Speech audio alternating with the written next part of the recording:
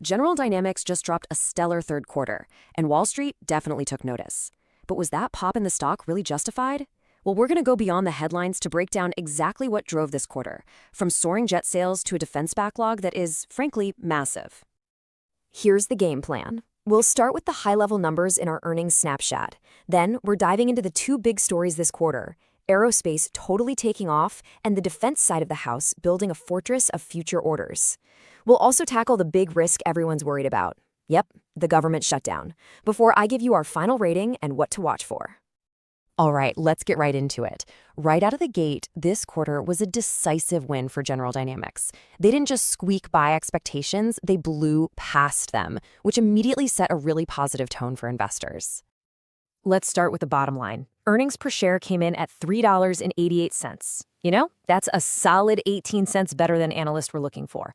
A beat like that isn't just noise, it's a real signal of strong execution. It tells you management knows how to run this business profitably.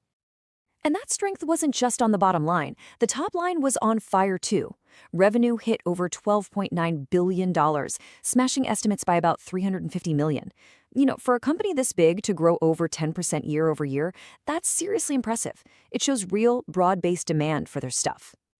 So, how did Wall Street react? Well, they loved it.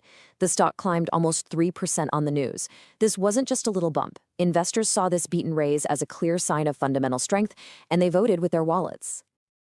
Okay, so where did all this strength actually come from? If you pop the hood on these results, one thing becomes incredibly clear. The aerospace segment absolutely soared. It was, without a doubt, the star of the show this quarter. And I mean, this chart really tells the whole story, doesn't it? Just look at that 30% revenue growth in aerospace. Yeah, marine systems had a good quarter too, but aerospace was just playing in a different league. It single-handedly drove most of the company's outperformance. And hey, you don't have to take my word for it.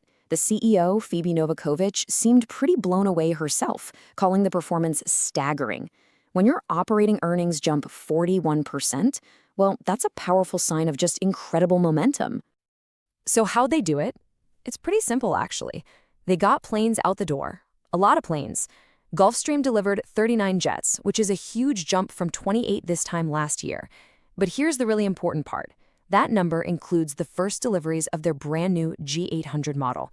That is a critical milestone, folks. It means that high-margin production ramp everyone's been waiting for is finally here. All right, so aerospace was a star quarterback this quarter. But while it was throwing touchdowns, the defense businesses were quietly building an absolute fortress of future revenue. Let's pivot and look at how they're setting the stage for years to come.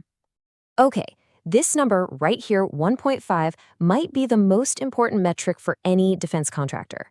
It's the book-to-bill ratio. A 1.5 means that for every single dollar of product they shipped out, they booked $1.50 in new orders. It's a huge, flashing sign of future growth. And when you're booking orders that much faster than you're shipping, well, this is what happens. The company's total backlog, that's all the work they've secured but haven't built yet, is now at a new record of nearly $110 billion. That is a massive pipeline that gives them incredible visibility into their revenue for years. And this isn't just one division carrying the weight. No, this strength is everywhere you look. Marine Systems is cranking on key submarine programs. Combat Systems is seeing a huge surge of orders from Europe. Look at that 2-to-1 book-to-bill. And even the technologies segment is posting a super strong 1.8, setting it up for faster growth down the line. Okay, so the quarter was great, but no earnings call is just about the past. It's about the road ahead. So let's dig into management's guidance and how they handled the big question that was on every single analyst's mind. And yeah, there was definitely an elephant in the room on this call: the government shutdown. Investors all wanted to know the same thing. Just how bad could the damage be? Management's answer was pretty much what you'd expect. Cautious, but not panicked. They acknowledged it's going to delay new contracts and just makes forecasting tougher. And of course, the longer it goes on, the bigger the risk. They said they're taking steps to conserve cash, but, and this is a key word, they haven't seen a major hit to cash collections yet. But here's the kicker, and this is a big one. Even with all that shutdown uncertainty hanging in the air, they still raised their full-year guidance. They're now projecting around $52 billion in revenue and EPS between $15.30 and $15.35. The CEO even dropped a little hint that this forecast might be on the cautious side, which tells me there could be more upside if DC can just get its act together. All right, so let's put it all together. The quarter was strong, the future looks bright, but has some risks. What does this all mean for the stock? It's time to distill all of this into a clear thesis with our rating.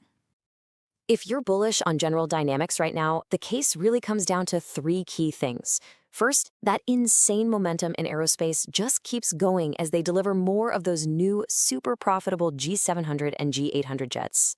Second, they have to execute on converting that massive $110 billion backlog into actual revenue and cash. And third, there's a real shot at better margins in the marine business as the supply chain finally gets back to normal.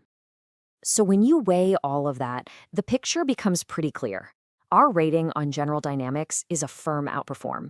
The powerful earnings engine they have in aerospace, combined with the incredible visibility from that record defense backlog, creates a really compelling story. In our view, these fundamental strengths more than outweigh the short-term political drama coming out of Washington. This is not financial advice.